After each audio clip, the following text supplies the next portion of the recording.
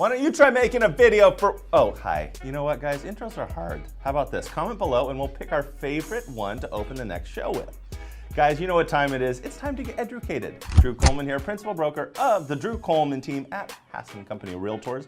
And I want you to make better real estate decisions. As always, we'll keep this nice and brief for you. Let's get started with a big one, the one everyone asks about and we'll be asking about at the holiday parties you're about to be attending.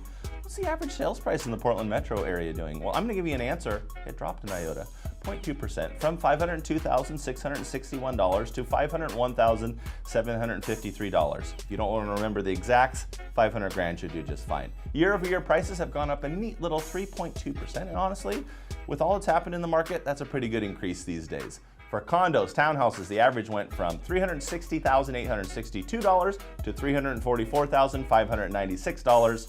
Averages for these detached properties, always a roller coaster. It's interesting to watch the ups and downs on the roller coaster as things come online, new inventory happens. The difference between initial listing price and actual closing price varies greatly depending on the zip code. So educate yourself before making any moves, especially if you're a first-time buyer. Colorado. While the average national sales price for October is not yet out, in September, the preliminary data indicates $310,500 for existing homes, a little drop, and $362,700 for new homes. That one's a bigger drop. That's a $40,000 drop. One thing that we see as a precursor to the resale market getting a little difficult is the new construction builders saying, hey, I've got to move these properties and making the drop. There's no utility in a house that no one's living in. Follow that on the resale side into 2020. New listings, down again by a lot, 15.4%. Sales, those were up as the last of the summer stock closed. We saw an average of 12.4% increase. Average days on the market, though, crept up 4 days to land at 40 total days for detached, and increased by 7 days to land at 45 days for condos and those townhouses. All of those numbers to a year back, October of 2018, new detached listings were down by 4.7%, and sales were up a little by 5.8%. Here in the Portland area, remember, locally in the Portland metro area, inventory ultimately shrank.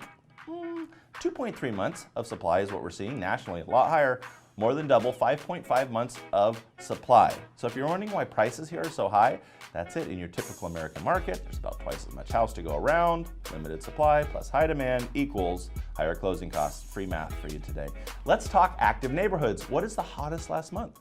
If you're a religious watcher of our show, Milwaukee Clackamas stayed steady on the throne as the most active with 221 properties hitting the market. They just keep turning over properties there. For homes sold, you may be surprised Southeast Portland made its occasional appearance, just barely beating Milwaukee by 3 sales. But interestingly there, average list price is $10,000 lower than actual sales price there. There's demand and that's driving prices up in that Southeast Portland area.